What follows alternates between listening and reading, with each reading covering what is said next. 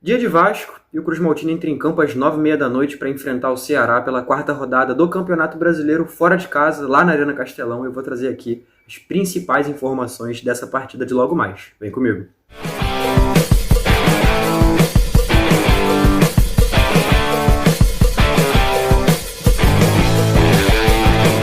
Fala galera, beleza? Eu sou o Eduardo, dono da Analisa Vasco, apresentador desse vídeo, e estou aqui para trazer as principais informações de Ceará e Vasco, confronto da quarta rodada do Campeonato Brasileiro, que vai ser às 9h30 da noite desta terça-feira, dia 15 de abril, e essa partida também que marca a segunda partida fora de casa para o Vasco nesse atual Campeonato Brasileiro. A primeira, aquela infeliz derrota para o Corinthians por 3-0 lá na Neoquímica Arena, portanto, o Vasco ainda que corre atrás da sua primeira vitória fora dos seus domínios nessa atual edição da competição nacional. Essa partida é muito importante porque ela pode ser talvez a continuidade da sequência de vitórias que vive o Cruz Maltino. O Vasco venceu o Puerto Cabello por 1-0 na última semana e também venceu no último final de semana o Sport por 3-1. Teve apenas 2 dias de descanso desde a partida contra o Sport, que foi no sábado, e aí já teve que se preparar para essa partida aí contra o Ceará. A delegação viajou na tarde da última segunda-feira, portanto, não teve nem nenhuma atividade de treino em solo cearense, né? Fez as suas únicas atividades de treino no CT Moacir Barbosa no domingo e na segunda-feira de manhã, portanto, de fato chegou para jogar, né? Já chegou, assim, desembarcou já preparado para entrar em campo, então vai ser assim o Vasco aí, já que tem suas ideias muito bem estabelecidas, inclusive já tem a sua lista de relacionados revelada pelo clube, né, divulgada, dando até mesmo para ter uma ideia de qual vai ser a escalação que veremos em campo diante do Ceará. Bom, começando então por essa lista de relacionados, né, o Vasco teve algumas opções ali, melhor dizendo, Fábio Carille teve algumas opções ali que a gente pode difundir um pouco sobre, começando então pelas ausências do Felipe Coutinho, do Maurício Lemos, do Puma Rodrigues, do Lucas Oliveira, do Tietê e do Juan Esforza, e pelas entradas do Jean Davi, do Matheus Carvalho e do Paulo Ricardo. Paulinho, lateral direito, até que fez gol pelo futebol profissional do Vasco no começo da temporada, diante do Nova Iguaçu na estreia do Campeonato Carioca. Bom, as opções aí do Tietê e do Puma Rodrigues têm a ver com problemas familiares, né? Assim, o Tietê não foi revelado e o Puma Rodrigues ele vai ter um filho, foi liberado pela comissão técnica para poder acompanhar esse nascimento, portanto, nem tem muito o que debater sobre, né? São situações que fogem ao futebol. Nos casos de Maurício Lemos e de Lucas Oliveira, eles sofreram lesões, o Maurício teve uma lesão na costela e o Lucas Oliveira uma lesão na coxa, até mesmo não estão assim inviabilizados, eles até fizeram parte das atividades em campo, porém vão ser poupados para evitar qualquer risco maior de lesão. O Felipe Coutinho, até mesmo por uma questão de desgaste físico, uma distância realmente muito pequena entre os jogos, poderia talvez agravar ali alguma situação física, e é bom também, claro, tê-lo em plena condição para a partida contra o Flamengo no próximo final de semana. Já o caso do Juan Esforza é uma opção técnica e fica essa dúvida, né? Mais uma vez, segunda partida seguida dele fora da lista dos relacionados e até mesmo ainda não fez a sua estreia pelo Campeonato Brasileiro. Chegou a jogar a semifinal do Carioca contra o Flamengo, né? Entrando ali no segundo tempo da primeira partida dos 2 jogos, lá no estádio Newton Santos, mas de lá para cá não sabe o que é entrar em campo pelo Vasco. Então fica essa dúvida aí, esse questionamento até mesmo para ser feito na coletiva pelos colegas jornalistas aí, porque de fato tá fica difícil de entender essa opção que ele teve por deixar então o Esforza de fora mais uma vez. E por um outro lado, os retornos de Jean Davi e Matheus Carvalho, né? O Jean Davi, que ele não entra em campo já há um bom tempo, também não estreou ainda no Campeonato Brasileiro, tem sido relacionado para alguns jogos, mas desde então ele não sabe o que é entrar em campo, assim como o Juan Esforza, mas ele entra, claro, para poder suprir as ausências. E o Matheus Carvalho, que ficou de fora da última lista de relacionados e volta para essa lista, de fato, também é um critério que eu não consigo entender muito bem. Porque o problema não é nem o Matheus Carvalho ficar de fora, mas é quem fica dentro para que ele fique de fora, né? Então, assim, Alex Teixeira e Souza continuam sendo relacionados normalmente. O Alex, eu até entendo, o Alex ele tem alguma utilidade para o time, ele entrou em campo recentemente e tal, entrou em campo contra o Sport, inclusive, então até aí tudo bem. Mas o Souza ele não entra em campo desde a partida contra o Maricá, pelo Campeonato Carioca. Já vão aí quase 2 meses desde que ele entrou em campo pela última vez. Qual o sentido de ficar relacionando o Souza para essas partidas? Qual é o real impacto dele?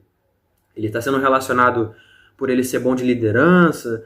Qual é de fato a coisa que está acontecendo para o Souza continuar sendo relacionado e tirando vaga de jogadores que poderiam sim estar sendo úteis ao elenco, como o Esforza, como o Matheus Carvalho na última partida? Então, fica essa dúvida, né? Mais uma vez aí, mas, enfim, decisão já tomada, já está divulgada a lista de relacionados, o Souza já viajou junto ao elenco, né, para o Ceará, o Alex Teixeira idem. Então, enfim, por outro lado, maneiro ver o Adson mais uma vez relacionado, né, voltando a ter a sua minutagem ali, claro, a expectativa de que tenha, melhor dizendo, né, essa minutagem. Luiz Gustavo, zagueiro da base também, né, chama a atenção a manutenção dele na lista, quem sabe até podendo ter uma oportunidade. E o Paulo Ricardo, Paulinho, também relacionado, voltando a ser relacionado desde a partida contra o Boa Vista pelo Campeonato Carioca, lá pela terceira rodada, melhor dizendo, do Campeonato Carioca, aquela partida que foi lá em Saquarema, que a gente empatou em 1-1. Enfim, relacionados aqui já bem difundidos, e aí a gente vai para um dado também que é muito importante, que é o Vasco fora de casa, né? O Vasco, como eu disse no começo do vídeo, vai fazer sua segunda partida fora de casa no atual Campeonato Brasileiro. E o Vasco, né, ele dá para dizer assim, é um visitante gentil. Foi assim o subtítulo da matéria que a gente publicou na tarde da última segunda-feira. Se quando um time vai muito bem fora de casa, ele é um visitante indigesto, o Vasco ele é um visitante gentil. O Vasco em 10 partidas fora de casa na atual temporada teve 3 vitórias, 4 empates e 3 derrotas. Um aproveitamento fraco, de 43%. É muito pouco para um time que ambiciona coisas grandes, né? Segundo até mesmo o próprio presidente e o técnico. Essas 3 derrotas, cabe falar, elas foram justamente contra as únicas equipes de Série A que o Vasco enfrentou nesse ano. Corinthians, Flamengo e Fluminense. Então, assim, é bem complicado. É bem complicado porque o Vasco ele não consegue se sobressair contra as equipes de fato competitivas, né? As vitórias que teve foram contra o União Rondonópolis, contra o Nova Iguaçu e contra o Maricá. E aí cabe dizer, essas 3 partidas o Vasco ele era moralmente mandante, tá? Porque contra o União Rondonópolis a partida foi em Cariacica, que a gente sabe que tem um grande peso da torcida Cruz Maltina. Contra o Nova Iguaçu foi no estádio Newton Santos, praticamente uma inversão de mando.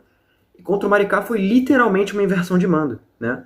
Foi uma inversão de mando completa. Foi em São Januário essa partida, a vitória por 1-0 com o gol do Paulo Henrique.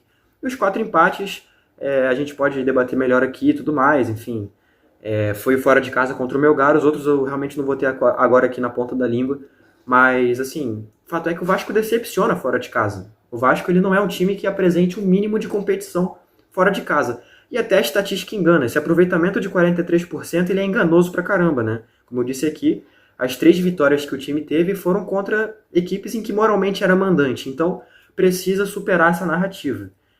Espanta um pouco, como eu mencionei há pouco ali, as opções, né, as ausências e tudo mais. Ao mesmo tempo em que eu enxergo que são sim necessárias, o time de fato está desgastado fisicamente, mas, cara, mais uma vez o Vasco vai enfraquecido para jogar fora de casa, assim como foi contra o Corinthians. Então, fica a preocupação e mais uma vez aí a estatística mostrando que o Vasco ele é muito fraco, até mesmo mais fraco do que a estatística dá a entender, tá? Jogando fora de casa. E por um outro lado, o Ceará ele tem sido um time muito forte em casa, assim como o Vasco, né? Tem tido assim a sua grande força jogando em casa.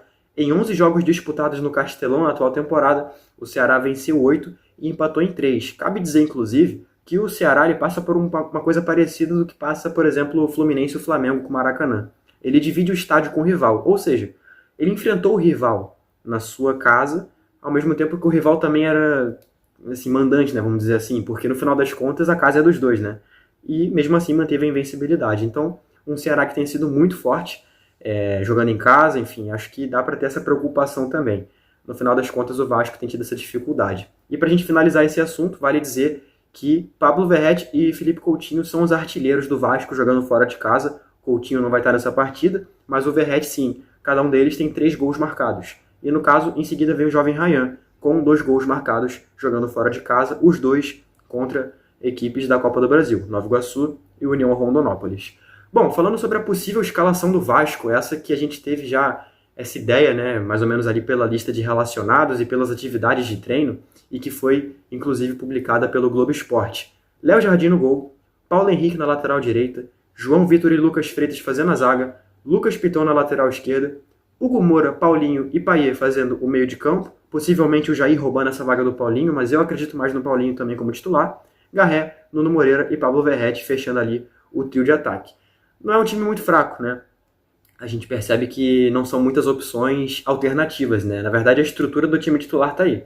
A defesa titular é essa. Talvez, assim, o Maurício Lemos no Lucas Freitas, mas eu vou pela opinião de que o Lucas Freitas está fazendo uma temporada melhor. Então nem chega a ser, digamos, um desfalque, né? Uma coisa para abaixar o moral da equipe, o fato do Maurício estar de fora e o Lucas jogando. E acho que a maior mudança mesmo vai ser no meio-campo, né? Não vamos ter o Felipe Coutinho, então teremos que contar com o Dimitri Payet. E aí vai ser um teste interessante, porque o Payet até agora não havia sido testado como titular no atual Campeonato Brasileiro.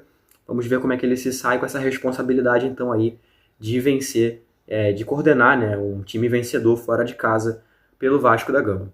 Bom, e agora, para a gente falar um pouco sobre o Ceará, eu acho que melhor do que eu falar, afinal de contas, eu estou vendo de fora para dentro, é alguém que está ali vivendo esse dia a dia. Então, eu queria convidar meu querido amigo João Pedro Guedes, jornalista setorista do Ceará, que tem também lá o seu veículo 5 estrelas, fica a recomendação aí do baita trabalho que é feito por lá, e que nos fez aqui uma breve participação falando sobre as principais informações do Vozão para esse confronto de logo mais contra o Vasco. Fica à vontade, João, e prestem muita atenção para poder ficar atento em como chega nosso adversário. Fala, galera do Analisa Vasco, João Pedro Guedes aqui.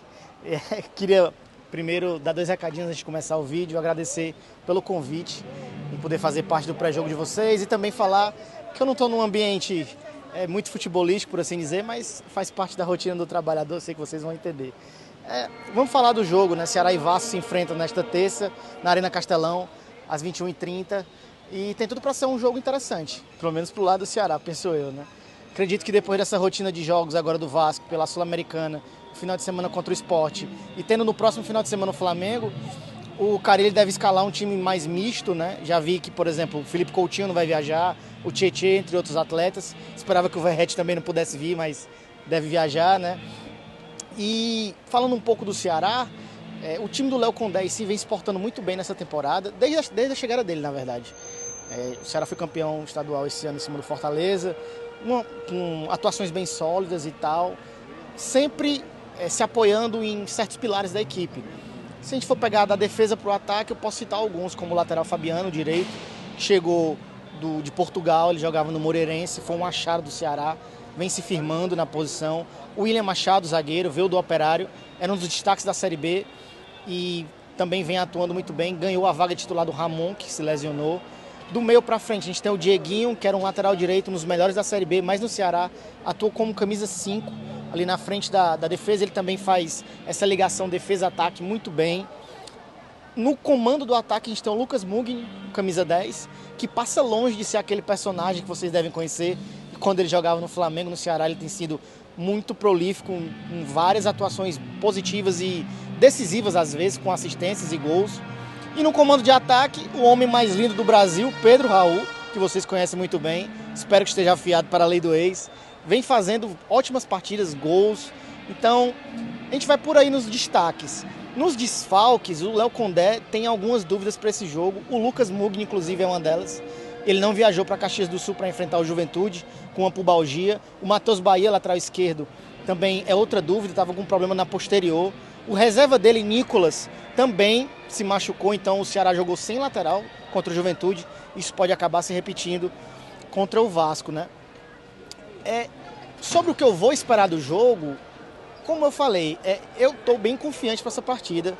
O Vasco, com todo respeito, não vem tendo um desempenho tão legal até aqui na temporada, em contrapartida com o Ceará, que tem um dos melhores aproveitamentos de clubes da Série A no ano, é um ótimo mandante, vem de mais de 20 partidas sem perder em casa, mas aí mora o perigo.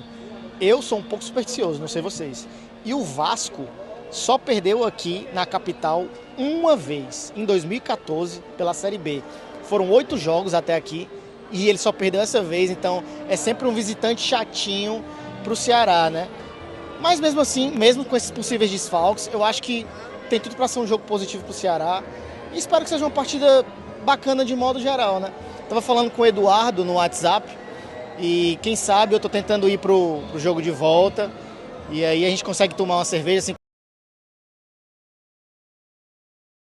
Bom, fica bem mais fácil agora de entender, né, enfim, a expectativa que há para o Vozão, né, chegar logo mais aí nessa partida. Obrigado ao João pelas informações. Recomendação sempre a segui-lo lá no Twitter e também a conhecer o canal dele lá, o 5 Estrelas. É um trabalho muito bacana que é feito para a cobertura do Ceará, que inclusive é um time que tem uma boa relação com o Vasco, as torcidas são aliadas, então não custa nada conhecer, quem sabe, um pouco mais da cultura e do dia a dia do clube. Bom, para a gente finalizar aqui esse vídeo, vale a gente destrinchar aqui as transmissões. será transmitido pela Premiere e pelo Sport TV, mas você também pode acompanhar os principais detalhes da partida na rede social da Analisa Vasco, @AnalisaCRVG, em todos os lugares que você imaginar. Você pode procurar em qualquer rede social, botar lá @AnalisaCRVG e você vai encontrar a Analisa Vasco. E também, claro, pedir para você se inscrever, deixar o like, tudo isso ajuda bastante, não somente a mim, mas também, claro, ao algoritmo do YouTube, que ele possa entender que você gostou desse vídeo e que você quer ver mais conteúdos assim, não somente da Analisa Vasco, mas também de outros canais que façam conteúdo parecido, não somente sobre Vasco, mas também sobre o futebol no geral. Bom, fico por aqui, forte abraço mais uma vez, valeu e até a próxima.